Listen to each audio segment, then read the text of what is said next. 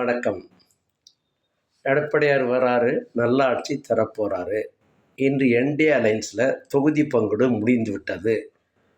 பாஜகவுக்கு 27 தொகுதியும், 18 தொகுதி பாட்டாளி மக்கள் கட்சிக்கும், டிடிவி தினகரன் கட்சி அமமுகவுக்கு 11 தொகுதியும். வெரி ஹாப்பி அபவுட் அண்ட் தொகுதி ஒன்று வித்தின் த என்டிஏ அலைன்ஸ். அப்போது வின்னிங் கன்ஃபார்ம் ஆயிடுச்சு. எடப்பாடியார் வராரு, நல்ல ஆட்சி தரப்போகிறாரு. Countdown started.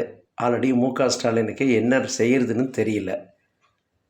வெறிச்சோடி கிடக்குது திமுக கூடாரம். பல பேர் பிச்சுக்கிட்டு வெளியே வராங்க சீட்டு பேரம் பேசுறதுல.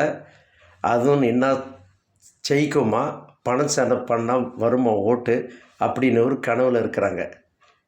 நிறைய பேர் பேசுகிறது என்ன தெரியுமா, டிஎம்கே ஜெயிச்சா பணம் செலவு பண்ணுவாங்க, ஜெயிக்கலைன்னா பணமே செலவு பண்ண மாட்டாங்க அப்படின்னு பேசிக்கிறாங்க.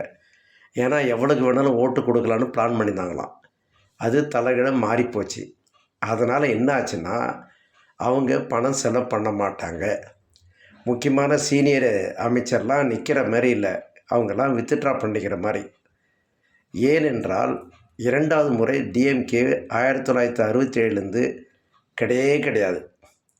அண்ணா இறந்த பிறகு 69ல் எம்ஜிஆர் இருந்ததுனால 71ல் கருணாநிதி வந்தார். அதன் பிறகு 76ல் கவர்மெண்ட் முடிஞ்சு போச்சு. எம்ஜிஆர் 1977. அதன் பிறகு டிஎம்கே 87 வரைக்கும் எட்டி கூட பார்க்க முடியல.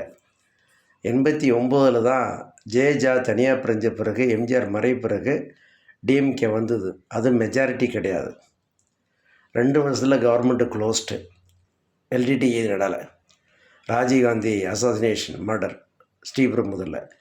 இதுதான் டிஎம்கேவுடைய வரலாறு.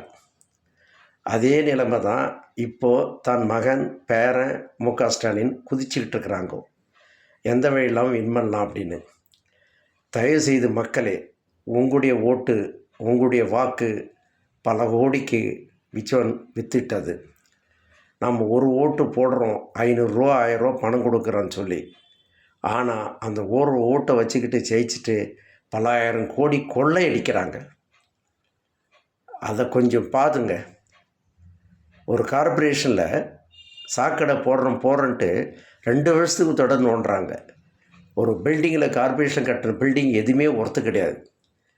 உடஞ்சி நிற்கிது, ஒரே வருஷத்தில் உடஞ்சி நிற்கிது. ஏன்னா அடுத்து வந்தால் திரும்ப மாற்றி காட்டலான்னு.